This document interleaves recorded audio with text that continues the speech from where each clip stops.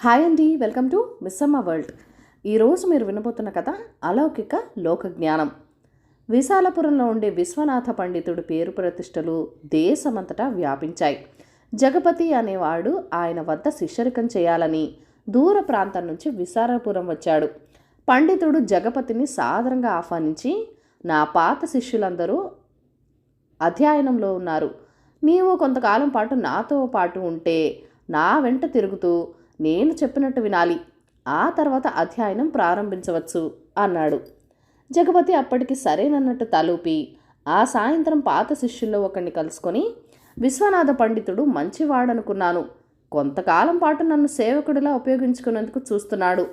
గతంలో నీతో కూడా ఇలాగే ప్రవర్తించాడా అని అడిగాడు. పాత శిష్యుడు నవ్వి, ఆయనతో కూడా తిరగడం గొప్ప అదృష్టం. అధ్యయనానికి మించిన లోకజ్ఞానం అప్పుడే అబ్బుతుంది. లోకజ్ఞానం లేని పాండిత్యం వాసన లేని పువ్వు వంటిది. ఒకసారి ఆయనతో తిరగడం ప్రారంభిస్తే ఇక అధ్యయనం మీదకి దృష్టి కూడా పోదు అన్నాడు. తను అనుకున్నంత లోకజ్ఞానం ఇంకెవరికీ లేదని జగపతి నమ్మకం. లోకజ్ఞానం కోసమే అయితే గురువుతో తిరగడం వృధా అని వాడికి తోచింది. ఆ విషయం గురువుకి ఎలా చెప్పాలో తెలియక ఆ రాత్రి పడుకోబోయే ముందు విశ్వనాథ పండితుని కలుసుకుని, అయ్యా, మా ఊళ్ళో ప్రతి ఒక్కళ్ళు నా లోకజ్ఞానాన్ని మెచ్చుకున్నవారే. నా లోకజ్ఞానానికి పాండిత్యం జతపడాలని మీ వద్దకు వచ్చాను. ఈ విషయం తమరు కాస్త గుర్తుంచుకోగలరు అంటూ నర్మగర్భంగా చెప్పాడు. విశ్వనాథ పండితుడు అప్పటికి నవ్వి ఊరుకున్నాడు. మర్నాడు తెల్లవారుజామునే స్నానాది కాలయ్యాక గురువు జగపతిని పిలిచి, వెళ్దాం పద, అప్పుడే నిద్రలేచావని ప్రకృతిని కళ్ళారా చూడాలి. అది ఎలా ఉన్నదో రాసుకోవాలి. ఆ విషయాన్ని మహాకవులు ఎలా చెప్పారో పరిశీలించాలి. కవికి భేదం గమనించాలి. వాస్తవానికి కవిత్వానికి తేడా తెలుసుకోవాలి. అదే లోకజ్ఞానం అంటే. పద పోదాం అన్నాడు. జగపతి గురువుకు వినయంగా నమస్కరించి, అయ్యా, అందమైన స్త్రీ ముఖాన్ని కవులు చంద్రబింబంతో పోలుస్తారు. కానీ స్త్రీ ఎంత దగ్గరగా ఉన్నా అందంగానే కనబడుతుంది. చంద్రుడు కూడా భూమి వంటి ఒక గ్రహం కావడం వల్ల దగ్గర నుంచి చూస్తే గతకులు బతుకులుగా అసహ్యంగా ఉంటాడు. అది కల్పన, ఇది వాస్తవం అన్నాడు. నీకు చాలా తెలుసు, పద పోదాం అన్నాడు విశ్వనాథ పండితుడు. ఆయన మెచ్చుకున్నప్పటికీ తనకింకా అధ్యయనానికి నియోగించలేదని బాధపడ్డాడు జగపతి. తప్పనిసరి కావటం వల్ల వాడు ఆయన వెంట నడవసాగాడు. దారిలో ముందుగా వారికి మహాకవి మల్లన్న ఎదురయ్యాడు. ఆయన నదీ స్నానానికి వెళ్తున్నాడు. విశ్వనాథుణ్ణి చూడగానే ఆగి నమస్కరించి, ఆర్య, ఈ పూట తమరు మా ఇంటికి భోజనానికి వేంచేయాలి అన్నాడు. ఏమిటి విశేషం అని అడిగాడు విశ్వనాథ పండితుడు. మా అత్తవారి ఊరు నుంచి వంటవాడొకడు వచ్చాడు. నలభీమ పాకం వాడిది. నిజానికి నిన్నటితో అవసరం తీరింది. వాడి వంటల రుచి ఇంకా చూడాలని మరొక్కరోజు ఉండమన్నాను. తమరు కాదనకూడదు అన్నాడు మల్లన్న. ప్రస్తుతానికి నా ఆరోగ్యం అంత బాగాలేదు. కనీసం వారం రోజుల దాకా రుచులు నన్ను ఆనందింపచేయవు అన్నాడు పండితుడు. వంటవాడిని వారం రోజులు ఆపగలిగేవాడినే, కానీ రేపే నాకు ప్రయాణం పడింది. నకులపురం నరేంద్రుడికి ఒక కావ్యాన్ని అంకితం ఇవ్వాలి అన్నాడు మహాకవి మల్లన్న. ఆ కావ్యంలో ఎవరో తప్పులెన్నారన్నావు కదా అన్నాడు పండితుడు ప్రశ్నార్థకంగా. అవును, వాటిని ఎలా సవరించుకోవాలో తెలియక తమరి సాయం కోరితే సమయం చాలదంటేరి అన్నాడు మల్లన్న. కావ్యంలో తప్పొప్పులు చూడాలంటే శ్రద్ధగా చదవాలి. అందుకు కనీసం వారం రోజుల వ్యవధి కావాలి. అంతకాలం వేచి ఉండటానికి నీకు సమయం చాలదు మరి అన్నాడు పండితుడు. తప్పును మల్లనకే అప్పగిస్తూ, అంతా నా దురదృష్టం అని మల్లన వెళ్ళిపోయాడు. అప్పుడు పండితుడు జగపతితో, నా ఆరోగ్యం చక్కగా ఉంది, భోజనం తప్పించుకునేందుకు అబద్ధం చెప్పాను అన్నాడు. ఇది విన్న జగపతికి చాలా సందేహాలు కలిగాయి. కానీ అడగలేక ఊరుకున్నాడు. వాళ్ళు మరి కాస్త దూరం వెళ్ళేసరికి భూస్వామి భూషయ్య ఎదురయ్యాడు. ఆయనకు ఊళ్ళో వ్యవసాయంతో పాటు పట్టణంలో వ్యాపారం కూడా ఉన్నది. ఆయన పండితుడికి నమస్కరించి, అయ్యా, తమరు ఈరోజు మా ఇంట భోజనానికి వస్తారా? కాదనకూడదు, అన్ని ఏర్పాట్లు అయిపోయాయి అన్నాడు. ఏమిటి విశేషం అన్నాడు పండితుడు. అబ్బాయి అర్థశాస్త్ర పఠనం ఈ రోజు నుంచే ప్రారంభం అన్నాడు భూషయ్య. మొత్తం మీద చదువులో కూడా వ్యాపార దృష్టి పోనిచ్చుకున్నావు కాదు, కుర్రవాణ్ణి అర్థశాస్త్ర నిపుణుడిని చేస్తున్నావు అన్నాడు పండితుడు నవ్వుతూ. అవునండి, అందరూ కవిత్వం చదివితే వ్యాపారం ఆగిపోదు, వ్యాపారం కూడా ప్రజాసేవే. నష్టపోకుండా ప్రజాసేవ చేయటానికి అర్థశాస్త్రం తెలియాలి. అన్ని శాస్త్రాలు చదివిన మీరేమో ఎంత డబ్బిస్తానన్నా మా అబ్బాయికి అర్థశాస్త్రం ఒక్కటి నేర్పడానికి నిరాకరిస్తిరి. పట్నం నుంచి పండితుని రప్పించుకున్నాను. అతడు ప్రతిభ ఏ పాటితో తమరు చెప్తే బాగుండేది అన్నాడు భూషయ్య. ఈ రోజుకు వచ్చేవాణ్ణి, కానీ మరొక చోట మాటిచ్చాను. అది తప్పడం వ్యాపారులకు తగునేమో కానీ పండితులకు తగదు మరి అంటూ పండితుడు ముందుకు నడిచాడు.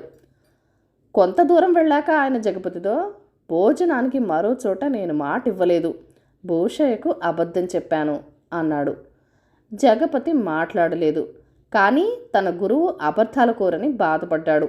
ఇంతలో వారికి పొరుగురు రత్నాల వ్యాపారి రామచంద్ర ఎదురయ్యాడు. అతను కూడా పండితుడికి నమస్కరించి, మీకోసం బండి తెచ్చాను, తమరు మా ఊరు వచ్చి నా చేత సన్మానం పొందాలి, మా ఇంటి వందు భోజనం చేయాలి అన్నాడు. ఏమిటి విశేషం అని అడిగాడు పండితుడు. ప్రతి మాసం దశమి నాడు ఒక విశిష్ట వ్యక్తిని సన్మానించటం మా ఇంటి ఆచారం.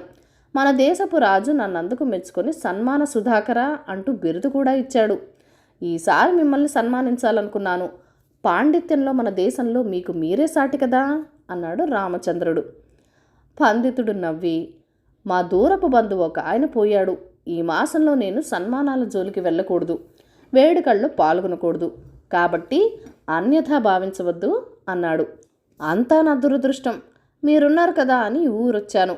పక్క ఊళ్ళో చదరం ఆటగాడున్నాడు, అతన్ని పట్టుకోవాలి అంటూ వేగంగా అటునుంచి వెళ్ళిపోయాడు రామచంద్రయ్య. రామచంద్రుడు పోగానే పండితుడు శిష్యుడితో, నువ్వు గావరపడకు, మా దూరపు బంధువెవడూ పోలేదు అన్నాడు. జగపతికి మతిపోయినట్లయింది. అలా నడుస్తూ వాళ్ళొక మామిడి చెట్టు తోపు చేరుకున్నారు. లోపల అడుగు పెట్టబోతుండగా, అయ్యా నేను తమతో రావచ్చునా అన్న మాటలు వినిపించి ఇద్దరు వెనక్కి తిరిగి చూశారు. సన్నగా పీలగా ఉన్న నడివయస్కుడొకడు ముతక బట్టలు ధరించి వినయంగా నిలబడి ఉన్నాడు. ఏమిటి ధవళయ్యా, ఏమిటి విశేషం అన్నాడు పండితుడు. అయ్యా, నేను పొలం పనులకు పొరుగురు గిరాకీ ఉందని వెళ్ళి 1 రోజులైంది. నిన్ననే తిరిగొచ్చాను. ఈరోజు తమకు మా ఇంట్లో భోజనానికి ఏర్పాటు చేశాను. ఆ విషయం చెబుదామని వచ్చాను. నేను తమ వెంట కొంతసేపు ఇక్కడే ఉంటాను. భోజన సమయానికి మా ఇంటికి తీసుకుని వెళ్తాను అన్నాడు ధవళయ్య. నీ ఇల్లు నాకు తెలియందా? భోజన సమయానికి అలాగే వస్తాను. ఈలోగా పనులేమైనా ఉంటే చూసుకో అన్నాడు పండితుడు అభిమానంగా. అయ్యా, ఒక చిన్న మనవి. నేను ఊరికి వెళ్లే ముందు తమరు చెప్పిన గీతా వ్యాఖ్యానం విన్నాను.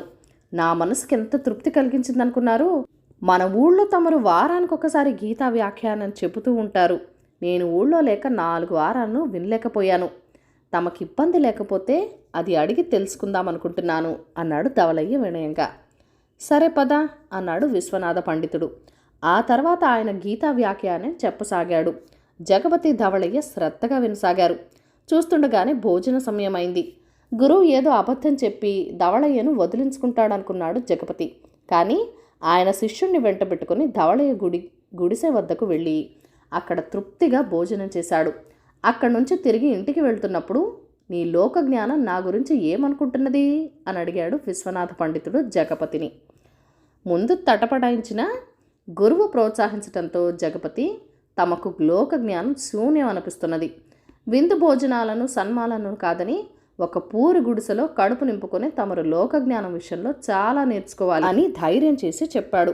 అందుకు విశ్వనాథ పండితుడు ఎంతో శాంతంగా, మల్లన్న తన కావ్యంలోని తప్పులు దిద్దుకోవాలని, భూషయ్య తన కొడుకు గురువుకి పరీక్ష పెట్టాలని, రామచంద్రయ్య సన్మాన సుధాకరుడన్న పేరు నిలబెట్టుకోవాలని నన్ను విందుకు పిలిచారు. ఆయా విషయాల్లో కూడా వారు నా కోసం ప్రయత్నించారే తప్ప నా మీద ఆధారపడలేదు.